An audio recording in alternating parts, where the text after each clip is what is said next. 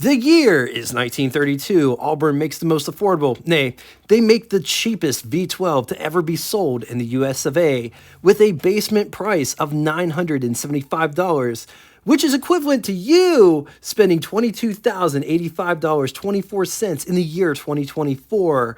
My, how times have changed. A bit of background before diving deep on this engine. Auburn Automotive Company got its start as the Eckhart Carriage Company, which was founded in 1874 by Charles Eckhart.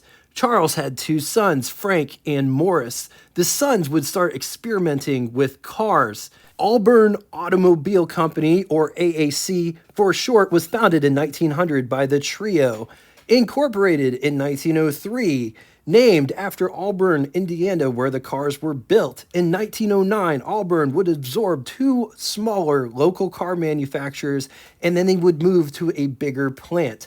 Auburn, during this time, was a modest company until World War I shortages forced the plant to close. In 1919, Frank and Morris sold the company to a group of Chicago investors. The investors would resurrect Auburn, but it wasn't profitable. In 1924, the investors approached E.L. Cord, who was a great salesman. I mean, this guy could sell water to a fish, ice to Eskimos. The investors wanted Cord to sell cars. Cord countered with an offer to take over the company completely. E.L. Cord would paint the cars in two-tone colors and add pizzazz to the unsold stock, and was able to complete the buyout before the end of 1925. The Auburn V12 was produced in Williamsport, Pennsylvania by Lycoming, which was an engine manufacturer. Think Continental, Cummins, Franklin. Lycoming was also owned by E.L. Cord.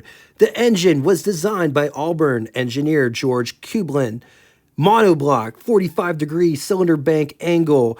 This engine is super unique in appearance. It's tall and narrow to fit in the narrow space that Auburn's had in their hood section.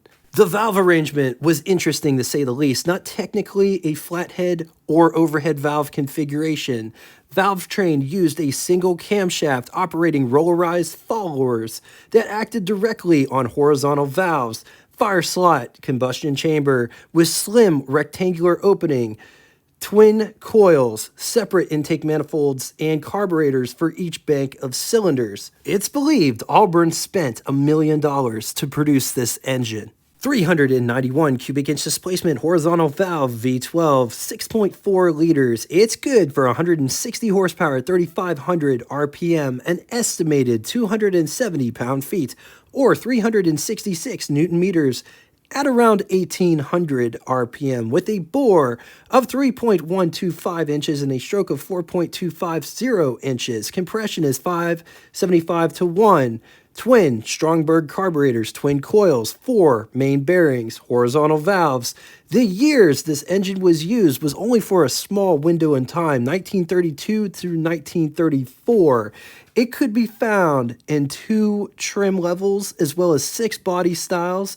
The most recognized body style is the Speedster. The Auburn V12 making 160 horsepower doesn't sound like a lot, but it was right up there with Packard Twin 6 and just shy of the Cadillac V16 with 4 less cylinders. It's worth mentioning American LaFrance made a V12 that was based off the Auburn V12 design, but with a bigger cylinder bore, 2 spark plugs per cylinder.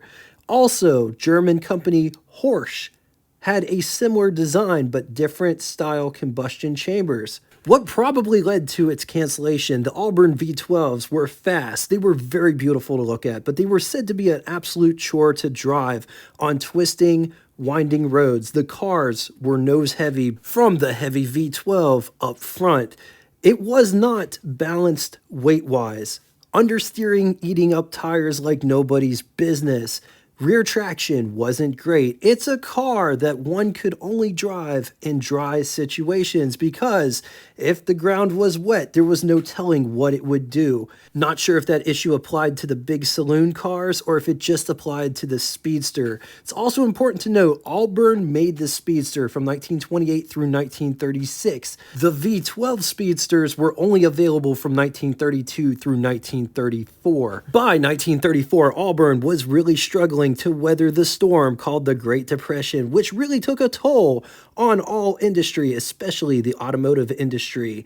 Auburn would continue selling 6s and 8s until E.L. Cord did some illegal stock manipulations, which is really frowned upon, by the way. E.L. Cord would sell his shares in his automotive holding company.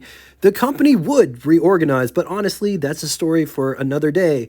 All right, would you rather? 3 scenarios today. In the first scenario, would you rather have a 1932 4-door Auburn V12 sedan or 1933 Auburn V12 sedan Brougham or 1934 Auburn V12 convertible sedan? I'm going to leave this here for a minute. If you need more time, feel free, pause the video. On to the second scenario. What speedster do you like more? 1932 Auburn Speedster, 1933 Auburn Speedster, 1934 Auburn Speedster. I'm going to leave this here for a minute. If you need more time, feel free, pause the video. On to the final scenario. Besides the Speedster, what is your favorite Auburn? In the comment section below. Now it's time for Name That Tune. First person to get both the name of the band and the song title correctly in the comment section will have their comment pinned to the top of it. Thank you all so much for coming out and watching this. If you'd like to get in touch with me, shoot me a comment in the comment section below or shoot me an email, which will be linked on the home page. We will be back at 8 p.m. Eastern Time for our regular installment 58 Thunderbird tonight. Hope to see you then. Till then, toodle!